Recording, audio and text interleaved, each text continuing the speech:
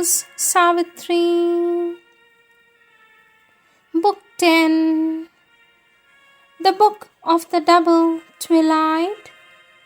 Canto 4. The Dream Twilight of the Earthly Real. Page 662. 6th line. There, in a body made of spirit stuff, the hearthstone of the ever-living fire, action translates the moments of the soul, thought steps infallible and absolute, and life is a continual worship's rite, a sacrifice of rapture to the One. A cosmic vision, a spiritual sense, feels all the infinite lodged in finite form, and seen through a quivering ecstasy of light, discovers the bright face of the bodiless in the truth of a moment. In the moment's soul can sip the honey wine of eternity. A spirit who is no one and innumerable, the one mystic infinite person of his world, multiplies his myriad personality on all his bodies, seals his divinity's stamp, and sits in each immortal and unique. The immobile stands behind each daily act, a background of the moment and the scene, upholding creation on its might and calm, and change on the immutable's deathless poise. The timeless looks out from the travelling hours, the ineffable puts on a robe of speech, where all its words are woven like magic threads, moving with beauty, inspiring with their gleam, and every thought takes up its destined place, recorded in the memory of the world. The truth supreme, vast and impersonal, fits faultlessly the hour and circumstance, its substance a pure gold ever the same, but shaped into vessels for the spirit's use.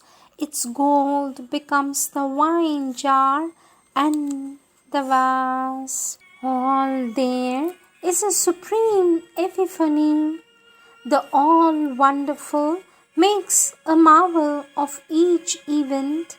The all-beautiful is a miracle in each shape. The all-blissful smites with rapture the heart's throbs. A pure celestial joy is the use of sense. Each being there is a member of the self, a portion of the million-thoughted all, a claimant to the timeless unity, the many's sweetness, the joy of difference, edged with the intimacy of the one. But who can show to thee truth's glorious face? Our human words can only shadow her. To thought, she is an unthinkable rapture of light. To speech, a marvel inexpressible. O death, if thou couldst touch the truth supreme, thou wouldst grow suddenly wise and cease to be. If our souls could see and love and clasp God's truth, its infinite radiance would seize our hearts, our being in God's image be remade, and earthly life become the life divine. Then death, the last time, answered Savitri, if truth supreme transcends her shadow here, severed by knowledge and the climbing vast, what bridge can cross the gulf that she has left between her and the dream world she has made? Or who could hope to bring her down to men and persuade to tread the harsh globe with wounded feet, leaving her unapproachable glory and bliss, wasting her splendor on pale earthly air? Is thine that strength, O beauty of mortal limbs, O soul, who flutterest to escape my net? Who then art thou hiding in human guise? Thy voice carries the sound of infinity. Knowledge is with thee.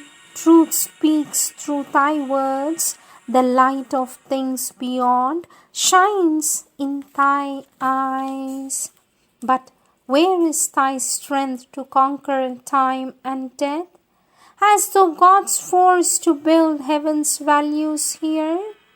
For truth and knowledge are an ideal gleam, if knowledge brings not power to change the world, if might comes not to give to truth her right. A blind force, not truth, has made this ignorant world.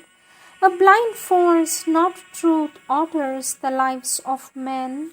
By power, not light, the great gods rule the world. Power is the arm of God, the seal of faith.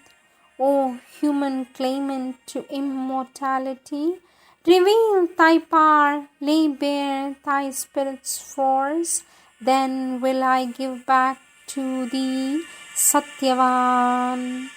Or if the mighty mother is with thee, show me her face that I may worship her. Let deathless eyes look into the eyes of death, an imperishable force touching brute things, transform earth's dead into immortal life. Then can thy dead return to thee and live. The prostrate earth perhaps shall lift her gaze and feel near her the secret body of God. And love and joy overtake fleeing time. And Savitri looked on death and answered not.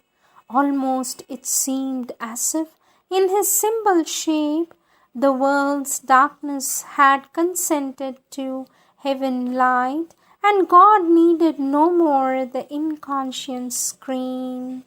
A mighty transformation came on her, a halo of the indwelling deity, the immortal's lustre that had lit her face and tinted its radiance in her body's house, overflowing, made the air a luminous scene. In a flaming moment of apocalypse, the incarnation thrust aside its veil.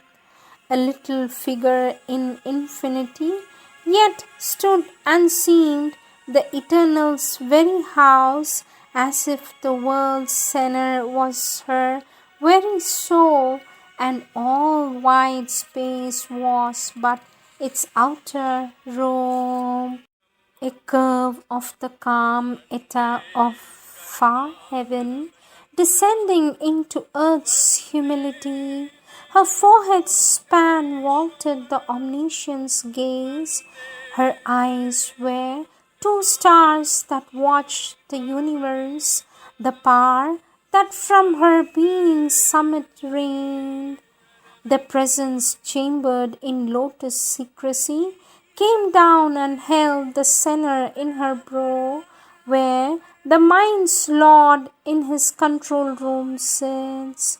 There, throned on concentration's native seat, he opens that third mysterious eye in man, the unseen's eye that looks at the unseen, when light with a golden ecstasy fills his brain, and the Eternal's wisdom drives his choice, and eternal will seizes the mortal's will. It stirred in the lotus of her throat of song, and in her speech throbbed the immortal word. Her life sounded with the steps of the world soul, moving in harmony with the cosmic thought. As glides God's Son into the mystic cave, where hides his light from the pursuing gods, it glided into the lotus of her heart and woke in it the force that alters fate. It poured into her navel's lotus depth, lodged in the little life nature's narrow home.